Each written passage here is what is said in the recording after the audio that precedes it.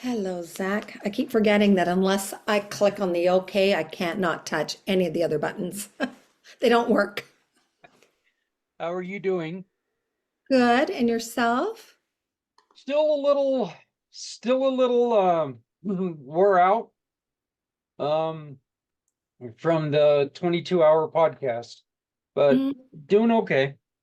So it's it's quite a feat to do that, and you get a little beat up, but trying to get caught up and everything's going okay. So uh-oh, you froze on me. Or did I freeze on you? Oh, On there my you go. frozen, but I don't know. It's my internet, it looks like. Go figure. I've been having problems with my internet for like a week now. So, Ah. um, they started ironically Thursday morning at 1:30 and I went live at 2 a.m. So, Oh, wow. That is commitment. Now, where are you located again? I'm in Greeley, Colorado. Okay. Right. It's just So, that when you said those hours, I'm like, yeah, that's like when people from, like Australia, South Africa. It's like when they have their meetings at their regular time, it's like 2 or 3 o'clock in the morning here, right? yeah, but I this was my third year straight of doing a 22-hour podcast for veterans, their suicide and mental health issues. So I do this 22-hour podcast because of the number 22. You know, they put all those millions into the number 22. We have 22 die a day.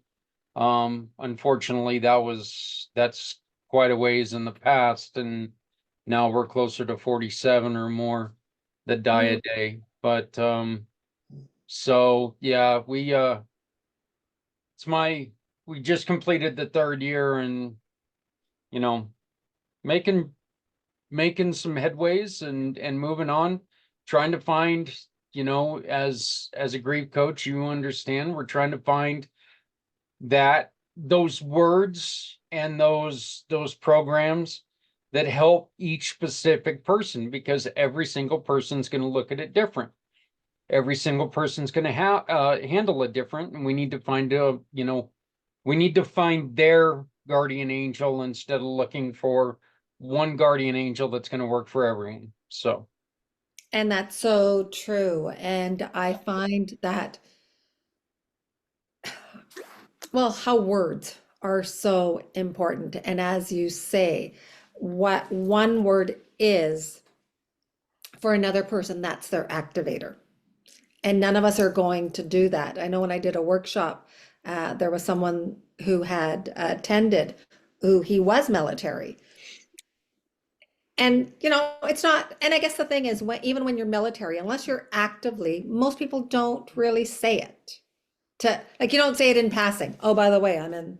Uh, and so it was only when he shared something, because I think I had, said put in the comments, and he didn't want to voice it, so he put it in the comments about something that I had said. All of a sudden, we're bringing up emotions. I mean, when I said bringing up emotions, he wasn't activated, but he found that he was getting a release. Because I, and sometimes, I mean, I've never really, maybe because I'm from Canada, yes, we have the military, but again, everybody knows in Canada, you know what, like we don't really, our military is not that large. It's not that we, like, if you talk to an American, most of them will have someone in their family who's been served, who has served, if they mhm. haven't come from a long line, right? In Canada, it's going to be a select few that are going to have family members in the military. Like I think I might count on one hand, and it might only be three people that I've ever met. That's a Canadian that has family members in the military. Wow, wow, that's intense. Um, yeah, we got people in households where there were three people that served. So, so yeah, that's Well, I guess that's what you get when you're the babysitter for the world, you know? I mean, we're trying to be the police for the world. That's one of the things that we hear all the time. So, but Mm. what Maria, what was it that got you into becoming a grief coach, and what was your struggle that brought you to this? I was, well, back in 2009. My son passed away. My oldest son passed away. I mean, he had gone through 11 years of cancer. And so we kind of got used to the cancer journey. Like it's part of life. And I think sometimes whatever we're in it, you get used to it and it just becomes part of life. Like even the ups and downs and all of that. And even though his chances are far greater of passing away, I'm a person who believes that no one should ever have their hope taken away. Yeah. And so, I mean, even when the doctors told me that he only had like a day to live, and then he managed to live 3 months, I still have that thing that until our last breath is taken, there's always hope. And one of the things that I always look at is none of us know when we're going to pass away. And even if you're having an illness, doesn't necessarily mean that, because my reasoning is, hey, I could walk the street and all of a sudden, that can happen to anyone, right? Or fly up or be in a plane, you never know.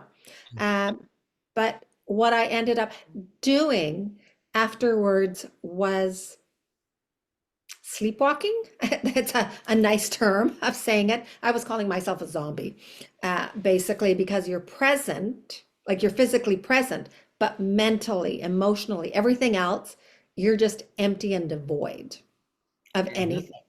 And what I found was that I had those recurring scenes in my mind. So I kept playing over and over again the last 3 months of my son's life. I mean, that was constantly going into my mind, right? And in a way, it's trauma. And yet, when I'm thinking of when I talked to this other man from the military, it was like, like I kind of understood certain aspects. Because when someone has a traumatic experience, it doesn't go away, it still stays within us. And what I found was in grief, as you're grieving, the funeral's over and people are expecting you to, okay, pop back to who you were. Mhm. A year later, pop back to who you were. All of these things. And all you ever get is, you've changed. You're not the same person that you were before. What happened to you? All of these things that went on for 10 years. And I kind of thought, and then you kind of get to that point where it's like, what's wrong with me? Like, how come I can't bounce back? Uh, and you feel like low, you get even lonelier, you get more isolated because you don't know what's going on. And it wasn't until I experienced that moment when I went, grief's not going anywhere. Like, that experience changed who I was. I'm not the same person that people want me to be. I have to figure out, how am I going to move forward? And when I kind of chose to say grief is going to stay with me, like I'm always going to be a grieving mom, a bereaved mom, Mhm.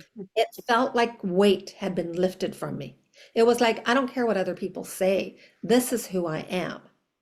And now it's time to find out, how do I have that experience, but still find ways to move forward in life? Like, what is my direction going to be? And understanding that that experience would never disappear. It kind of framed who I was going to be, and I had to embrace it.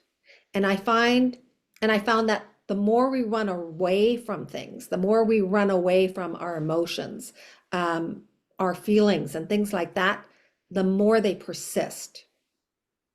And what I also found is that during my journey, I had a lot of self-judgment. So some of the things that I grew up with, like things that maybe from my childhood. things from my youth, all of a sudden were popping up. So then it becomes the self-identity, the self-worth, all these regrets of why didn't I do this, like the woulda, coulda, shouldas. Um, and part of the story that I shared was how I thought I was a terrible mom because I couldn't save my son. Like, I didn't find the cure for cancer. What was I doing in all those 11 years? Right? Never mind that we have doctors and researchers. But it was like, I should have known better. I could have done it. Why didn't I? And I think when I shared that, the guy that from the military all of a sudden stopped because there are regrets. And I know this is so off base because I always look at when someone has gone to a different country and has served, and there are things there that you experience, that you see, those are forever etched in your mind. They Mm-hmm. don't go away. And when you come back, everybody around you is kind of like, yeah, okay, great. You went to whatever country. Right now, it's like Ukraine, or when you're in Afghanistan, or, but now that you're back here, it's like, come on, how come you're not back to the way you were before you left? And then you're wondering, and then there's no help for veterans. And even, I mean, I noticed the help that I was getting, like when I went to groups for grief. Basically, what they talk about is getting over it, getting through it. Well, what are you supposed to get through? I mean, I kind of look like if you're on one side of the stream and then you have to get over to the other side of the stream, I can't leave my baggage behind. I mean, it would be nice if we could, but we can't. It's still coming with us. And I think when we're using those words of getting over it and getting through it, it's almost like there's this magic tunnel. And once we reach the end part, it's like, oh, wow, yeah, all of that is now gone. I don't remember anything. It didn't. And I'm thinking, so how can we even talk to people like that? That is disrespecting their experience, disrespecting their emotions. And I'm thinking, and everybody's doing a disservice. I can get over losing this. I can lose that. I'm not going to get over losing a human being I love, ever. Um, John Vogels, one of my very, very best friends in the world, lost his son when his son was 3 years old. His son drowned. And John tells me quite frequently that, there is no get over. And I can understand that. I can completely understand that. John says it's like having the very worst heartburn you've ever experienced every day of your life, Mm. because it doesn't matter if it's been 2 years, 3 years, 10 years. There's still something completely gone from your life, except for the memory. Mhm. And the memories even start to get a little hazy every once in a while, but then you can snap those back and you can really, there are certain things you can always picture, but like the faces fade, but they're still there. And so John, when yourself, Maria, John Vogels, I have my two sons, and one of my sons is in Japan teaching English to children. Another one of my sons is here in Colorado teaching or learning training to become law enforcement. I hear your story. I hear John's story. And I bleed for you guys because my son's in Japan and I miss him every damn day. But I know he's one flight away from coming home. But that doesn't matter. That doesn't mean that, you know what? I still miss him every day. My son here in Colorado lives about 45 miles from me. I get to see him once every couple months. I miss him to death. You all being able to do what you've done and continue to not just live your life, but to take and build and help others not forget and not get over it, but to learn to live after loss. I have all the respect and love in the world for you, because I could never, I'm going to say it, I don't know if I could ever do that. And God willing, I'll never have to go, I'll never have to try. You know, I hope I never have to try. But you think of all the things in the world that could happen to you.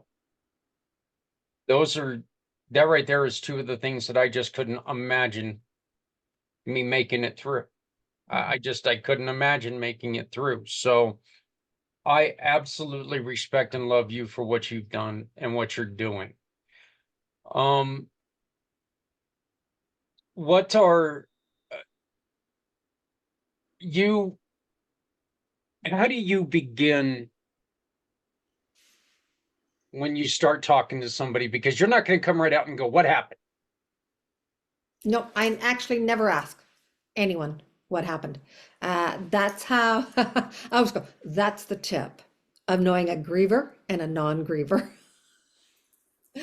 Especially mothers who have experienced the loss of a child. I mean, my son was 27 when he Mhm. passed away. Uh, but I've found that unless someone shares how, it doesn't really matter because the results are the same. They're gone, right? They're dead. That is, I think, the aspect. And if someone wants to share the aspect of, you know, if they feel like if they want to share that, then that's up to them. So my aspect is really about saying to people, like when I'm meeting them, just to see where they're at. And it's really about listening. I think when anyone has gone through an experience, what they really want is to be listened because everyone's brushing them off. I always go, if you really want to clear a room out, just stand there and go, hey, I'm a I'm a grieving and whatever, mom, parent, spouse, and people will actually want to go away. It's kind of like, oh my God, what am I supposed to be talking about them? They're going to be so sad. They're going to be crying. And so I find that a lot of people, the emotions are not being validated. And one of the aspects too, I mean, as you said earlier, all of us are going to express ourselves in different ways. And so for some, it's going to be an outwardly expression, like the tears, the anger. Some of us are more stoic. Doesn't mean that just because you see someone who's stoic doesn't mean that they're not hurting. Except I find with society, we kind of feel like, oh, if you're grieving, you got to be crying.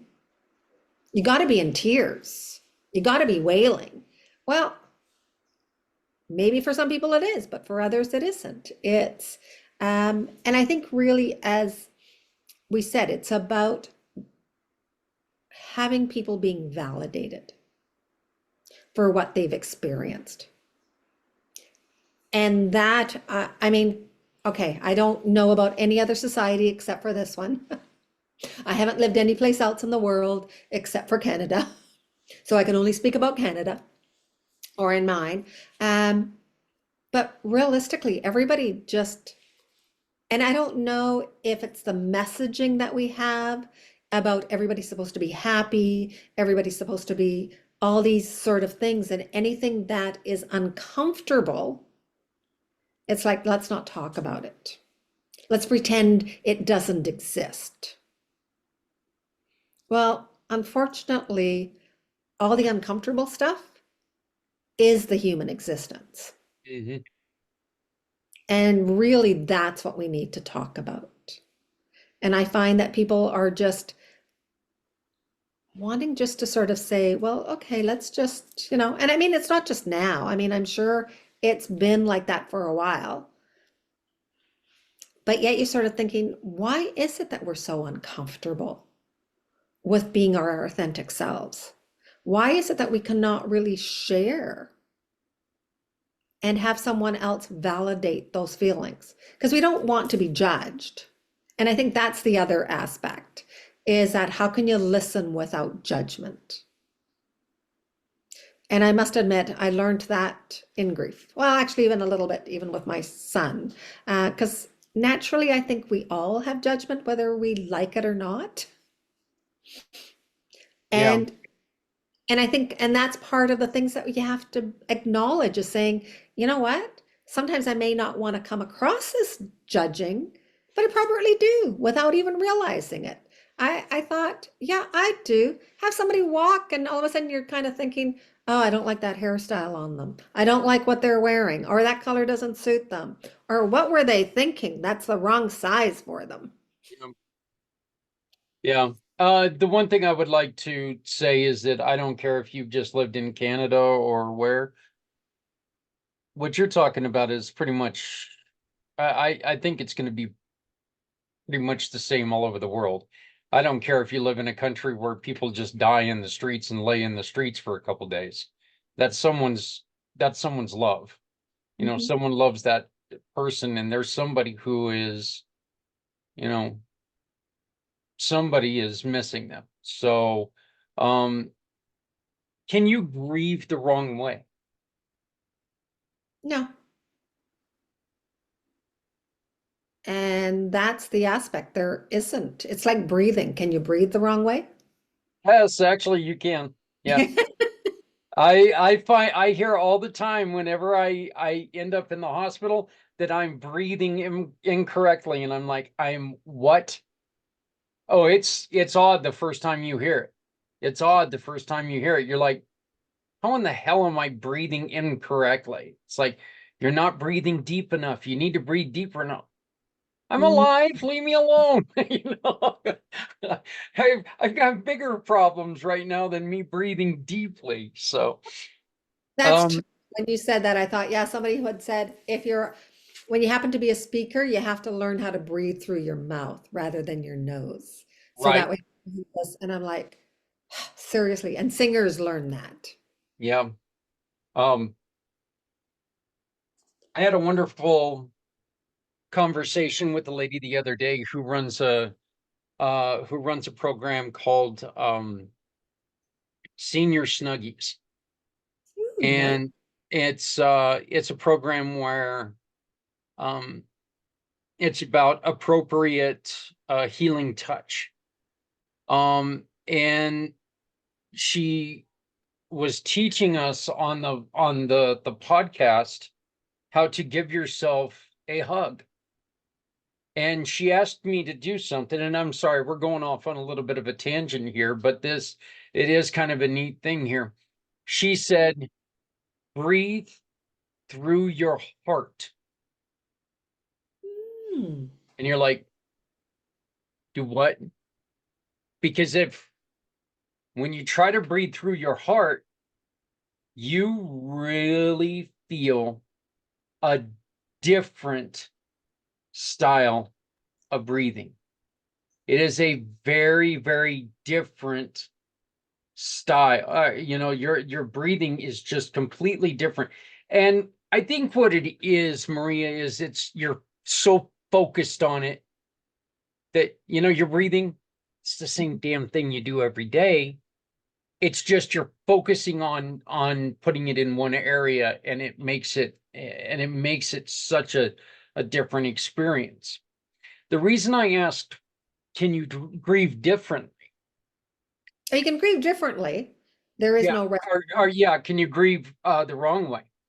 Is my wife came to me with the story she found on Facebook or Twitter, on probably on TikTok, whatever the hell that is. And they were talking about how people were upset at this lady because as soon as they closed the lid on her husband, she took her wedding ring. And when they asked her about it, she goes, "Till death do us part." And she was like, my wife kind of found that offensive. I think a lot of people might find that offensive, but that's a type of grieving, is it not? Yeah, yeah. I mean, that I always go in grief, we don't sometimes think of what we're doing. Um, and for that woman, I guess she saw her husband being buried, and you're right. The wedding ring symbolizes till marriage do your part. He is now gone.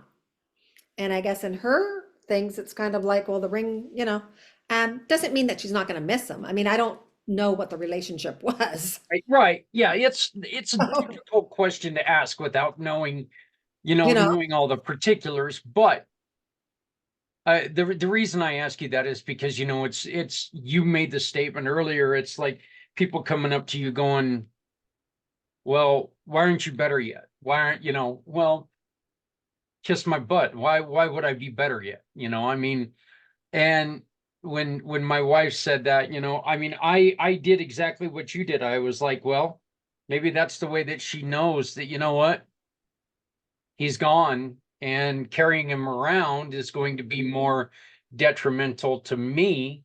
Every time I look down on my finger and see this ring, I know he's no longer here.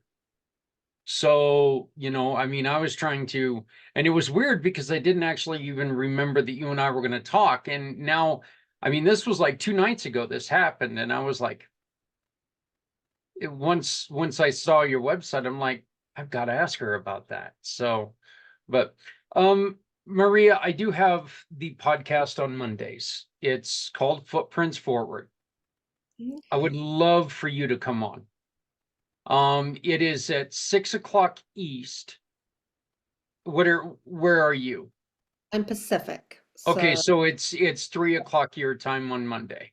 yeah. Um, and it is to talk about what we talk about is mental health, suicide, loss, all of this. But the most important thing is that we're trying to not focus on mental health. We're not trying to focus on suicide. We're trying to focus on all aspects of this. Mhm. This is unfortunately something that, dealing with these, we're going to deal with the loss, and we need to deal with the healing. And the healing is something that's very, very important to me because we need to learn how to heal, and we need to learn how to, as you stated, you're not going to get over it. It's part of life. It's, you cut off a finger, you're not going to get over it because every time you go to take and tap your finger, it's not going to be there. All right. So, but you get used to it. You just learn to tap your finger deeper in the desk, I guess. Well, and as you said, I think as human beings, we can learn to adapt, right? Because it becomes a new reality. Right. We learn to adapt. And I like how you kind of said it, how when people are kind of, like, yes, here's your pen, you can get over that, get a new one. And as you said, taking your arm off, even with prosthetics, it's still not your actual finger. It's close, it helps, but it's not exactly the same. And you're right, and that's part of what I like to say is that it's just bringing in an awareness of acknowledging who you are. And I mean, and part of that, and I understand, I mean, sometimes right now, mental wellness is like a big buzzword. Hmm. Um, and I think more so now because of, so my take on the 2 years, and this is kind of off tangent. Um, when we had those lockdown, I mean, depending on where you were living in the world, some countries were more locked down than others. Canada, we did have, uh, I think, and I looked at it going, and maybe it's because I'm an introvert. It was like a buffer. if you were going through anything, if you were experiencing some trauma, to me it was more like, hey, isn't this great? There's that buffer now where you don't have to hear other people's opinions. Now, other people didn't like it because I have a friend who's an extrovert. And so the people who were extroverted were kind of like, I don't have any social. And yet I'm kind of like, you, if you needed social, there were aspects like Zoom. I mean, I was fortunate that, wow, there was Zoom out there that you could make connections with people. And part of that connection was also that you didn't really need to be in person. For anybody who's really being authentic, you could still have a connection online. Even though it's a computer screen, you can still feel somebody's essence. Yeah. Right. Very much so, yeah, you can you can tell who somebody is when you come up to them, even if you don't speak the same language. Mhm. Yes, this is different. This is very different. It's very different than you sitting across from, me at a restaurant or whatever, you know. But honestly, the biggest difference is that now you can't see what I'm eating. You know what I mean? I'm still the same person. I'm still going to give the same goofy answers and I'm still going to do the same things. But the topics we're going to talk about are still the same topics. And we need to, the adjustment was there. I think one thing that, and COVID, I definitely credit COVID for doing this for my company. It's made it to where people now know about community payout forward everywhere. I Mhm. wasn't ready for that to happen, but by God, they know about it now. They know it's there, and good, cool, awesome, great. But my thing is that it's also caused a lot of problems with a lot of people who did not understand how to be alone, or didn't understand the power of this, or and then when you get back out to society after being locked down for 2 years, as they experience in the military, 2 years is a long time. You're going to change. You're going to Mhm. change a little bit. And so when you get out there, you know I may have loved to drink when COVID started, and I don't drink now. You know, people might not accept that. Sorry, it's what happened. You know, love me, hate me, do whatever, but this is me now. So, it's causing a lot of problems. It's still causing a lot of problems. And where this is wonderful for you and I to communicate, it's also poison for a lot of people because this is the only way they can communicate now. Mhm. And this is the only way that they find out anything, or the obsession with clicking and all this other stuff that's going on, that it's a whole nother story. But Yes, yes. it's another addiction a lot of times, and addictions just aren't good, so No. And there's more and more of them. I mean, I come from a part of the world, the Vancouver area of BC, where we do. We have a high rate of death by suicide, especially addiction and the fentanyl. So it's every day, and our homeless population keeps growing and growing. you've also got a high indigenous uh factor there, do you not? Like pretty high native First Nations population in that area. We've always had, right? Yeah. I mean, then, I mean, I must admit, Canada is actually recognizing all the things that they have done in the past. So in the reconciliation, which, I mean, okay, Oh, beforehand when I used to watch the movies, like I loved westerns, but Hmm. but I hated the cowboys. Mm. I was always, you know, going, yeah, the indigenous got to win. Like, forget these cowboys, they're mean, Yep. and stuff like that. So it is, and I think it's like with anything else, when you have a population that everyone is stereotyping. And in some ways, you look at it's caused by things in history. It's caused by, I mean, sometimes I'm like, I don't know what I would have been if I had lived back in those days. I mean, like I know my spouse was asking, well, how come they took their children? Well, they didn't have a choice. The parents would be getting arrested. And in some ways, why would you think that taking away a child from their culture was good for them? Like, who's to say whose culture is better? Well, because And there was Christianity, and that was so much better than anything that they had learned, you know? And it's fun, not funny, but I mean, my parents, I went to Catholic school in my early years. And I used to tell people the nuns were mean back then. I mean, I'm sure there were some that were really nice, but the majority of them that I had met were absolutely nasty.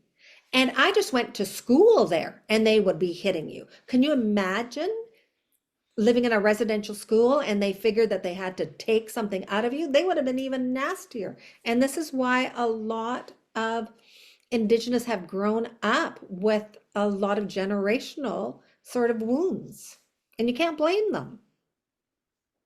Right. Yeah. Yeah. It's just we are, everybody does have different, you know, different learning. Everybody's got different paths. We just need to, look, the thing is we just need to realize that just because somebody's on a different path doesn't mean their journey was any easier or any better. And we need to respect their decisions. And so and help them when they need the help. And that's one of the things that, that's really what we're trying to get to, is we're trying to find the people who need Maria's help. And Mhm. so that's what Footprints Forward is about. And we really want to take and let you tell your story and let you tell people what you what you do, what you went through. Because Maria, there's something in your story that someone's going to hear and they're going to go, that's exactly what I'm going through, and I need to talk to her. What's her number? How can I get a hold of her? So I would enjoy it. I would love to ask you to join us if you I'd can. love to join. And I love your name, Footprints Forward. Is that from the prayer, Footprints? No, actually, it is from last year's 22-hour podcast. I made a comment that said, no matter how softly you walk, you're always going to leave footprints. I said it as a response to someone, and we built from that comment, we built Footprints Forward. Oh, nice. So, but yeah, it was, those goofy things that you say every once in a while and they end up changing your life a little bit. Yes, yes, so true. I've So had a true. couple of those things. So, but So when, so when's do you have like a place to your next thing? are you free on Monday at I three think o'clock? I can, son, but if you let me know which Monday, I definitely will. Yeah, like I said, we've got an opening this coming up Monday if you're available. I Okay. unfortunately haven't had a lot of chance to plan for anything. You need to get down. So that's Monday, March the 4th. Yes. Yeah, sure. I'll put, so 3 o'clock my time. Yep. I will send you all the invite and I'll send you everything for it, okay? Perfect. All right. We're Okay. gonna run out of time, so but Yes. I'll talk to you soon. Thank you, Maria. Well, It thank was you so much. lovely meeting you. You All right. too. Okay, bye. Goodbye.